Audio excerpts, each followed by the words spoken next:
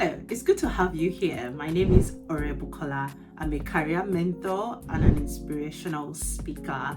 I also write daily to thousands and thousands of career professionals in the bid to inspire them and spur them into taking massive actions towards their goals. Thank you for joining me here and for watching this video.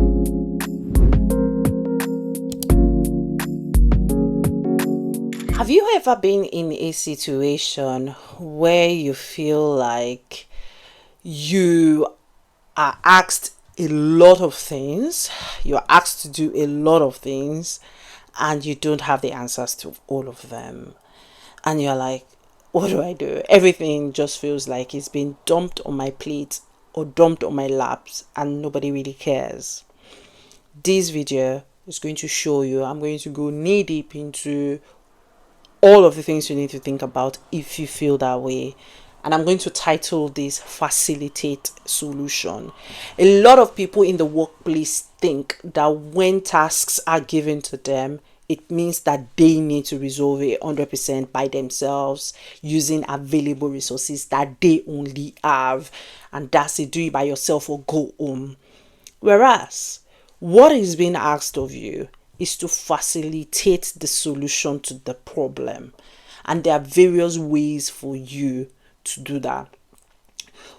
Obviously, your bosses want those who can deliver pieces of work to them without sacrificing quality, but in record time. I mean, everybody wants people who make their lives easier, and that is where you come in to facilitate solution. Okay, so when you come across an issue on your work, you need to learn how to get your work done. And getting your work done does not mean you are the one having to do it yourself. And this is not just delegation. This is basically you not only finding the people, but finding the tools and finding yourself to do the work. Okay, so work should not be, don't procrastinate on a work. You have a work issue, the first thing you should think about is not stressing over it. In fact, in my personal case, I have seen that stressing over work is more anxiety, what's the word now, is more, basically kicks in my anxiety than doing the work. That's where I'm going. I get more anxious stressing about the work that I have not done than actually doing it. I did not realize this until about 2 years ago. Honestly, I would see myself worrying and I feel stressed, and I'm like, oh, my work is causing me stress. There was a day when I had that eureka moment that it's not actually the work that is causing me stress. It's me thinking about the work that is causing me stress. So I need to up my game of delivering my work as they appear. And part of it is basically facilitating solution. Okay, now your immediate response to any request for a task to get done is this: do I know the answer? Because a lot of people will take that task from their boss, they will put it under in their drawer. They've not assessed whether they have the capacity to deal with that problem or not. So they'll just take it, put it in their drawer and go away. And when it's like a day to some hours to give it to their boss, that's when they now look at it and like, this thing shouldn't have been with me. Maybe I should have sent this to another department that have the right perimeter to look at this. Can you see how asking immediately, do I know the answer, how that helps you? So once you get that task, you look at it. Is it a report I'm used to writing, or is it a new report? Even if it's the report I'm used to writing, who are the people that I need to help me feed in? Do I need data from other departments to help me feed into this report? Okay. The second question you need to ask is, can I facilitate solution? Because you may not have the answer, or you may not have the answer, but if you also don't know where to get the answer from, then you need to be escalating, because sometimes you may not know the answer, but you know where to get the answer from. So I know that if I talk to a colleague that I've built a relationship with in the IT department or in another department or in the marketing department, I may come close to getting the answer that I want. But if I don't know the answer and I don't know where to get it from, then I need to think about who can help me. And that's why those two questions are important. Do I know the answer, and can I facilitate the solution? Now, listen, you are not to romance your problems or your work problems. You are not to stress over them. You are not to procrastinate them. And you are not to think over them, or you're not to take them through your mind, overthinking about them. You're not to process your work problems through your mind. Okay? And this is where a lot of professionals get stuck and they struggle. And this is why some professionals get tagged as underperformers, because they get to a point where they're like, I can't solve this problem, so I don't know what to do. I'm just going to stress over it and I'm going to keep it in my drawer. Okay? Now listen, no amount of highlighting, calling out, dwelling on complex issues will give you the additional recognition you need as a solution provider. So like I've been doing this in my career for over a decade now. I've been working, and I know that for real, there are people who, when there's a problem, they just romance it, talk about it. We have this problem. Look, they are fantastic. They have this fantastic skill for defining and describing the problem, but almost zero at looking for the solution to the problem. So every time personally I sit in a meeting where a problem is being discussed, if we're not going the way of finding solution to it and we're still describing the problem, I personally do not want to continue to have that conversation. I just want it resolved. And the immediate question is, can we resolve it, or can we find who can help us resolve it? Okay. Now, the identification of a problem is indeed a skill. Obviously, there are people who are even below the initial one that I described. And those people are guys who basically cannot even describe the problem they have. So they've been given a task, there's a problem with it, they can't even describe it to start with. So that basically gives their bosses big problem, because they don't even know where to start from. So although being able to identify what the problem is a skill, but it's just one out of many skills you should have to be able to resolve any typical work problem. Okay, so for you to be able to facilitate solution, there is a full spectrum you need to go through when you're trying to get solution for a work problem. The first one is this identification of a problem. You need to be experienced enough to know that there is a problem, and it's not as if you need to have massive years of experience. You just need to be able to identify if something is going wrong, and that is a skill by itself. And identification of a problem is different from thorough understanding of the problem, and that's the second skill you need to have, or the second stage of resolving a problem. So you identify, and then you have a thorough understanding of the problem, and part of it is, why do we have this problem? What is the root cause of this problem? Where is this problem emanating from? What are the drivers of this problem? Who is responsible for this problem? Those are the questions that needs to be asked. The answers to them shows that you have a thorough understanding of it. Now, your ability to describe the problem is a pointer to the fact that you thoroughly understand it, and that is a skill. Okay, now the next step is escalating through the channels of reporting.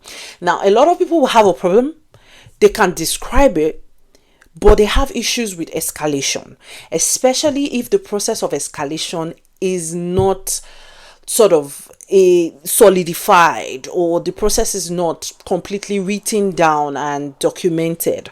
So they don't know when to escalate, they don't know when to bring more people in, they don't know when to talk about the issues, just basically get someone to help push on the problem. Okay, now that is another skill, knowing exactly when to bring in someone more powerful, or someone who can push other people to act. Knowing that is a skill as well. And Also, being able to communicate in such a way that it does not put other people's careers at risk, or even escalate in such a way that it is no longer manageable by all parties.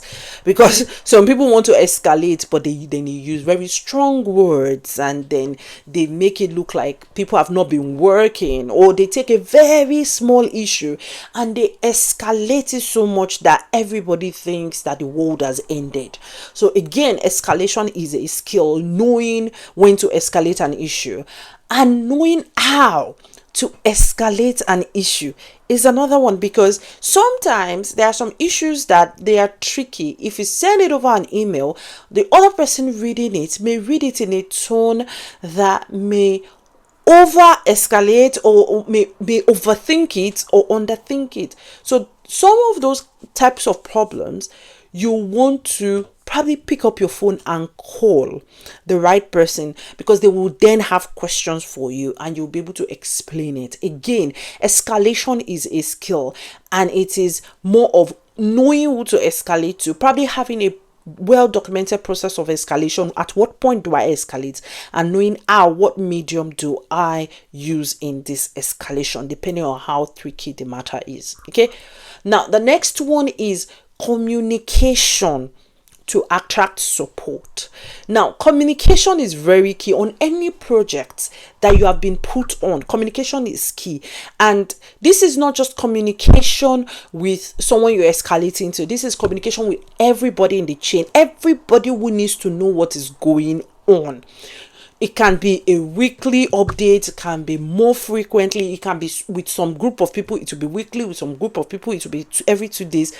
With some group of people, it can be daily, depending on how your team is set up. Okay, so you must understand that communication will help you get the support you need to move your project quite quickly, but you need to establish what that looks like for you and your team. Okay, another thing you need to think about is collaboration with other teams, especially if that project you're working on, or that work problem, or that task you're working on requires the input of other teams. So your ability to collaborate with them, and part of collaboration is not, people think collaborating with other teams at work is more of you're fighting them, or you are trying to lay blame on them. It doesn't have to be any of that. It doesn't have to be toxic, and it doesn't need to be so hard and so tough.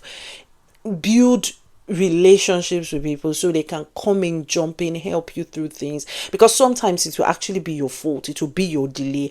And if you've built good rapport with people, they will quickly jump in, help you, support you, give you what you need, and you can move it on quite quickly. And the last one is the implementation of the solution that you have gotten.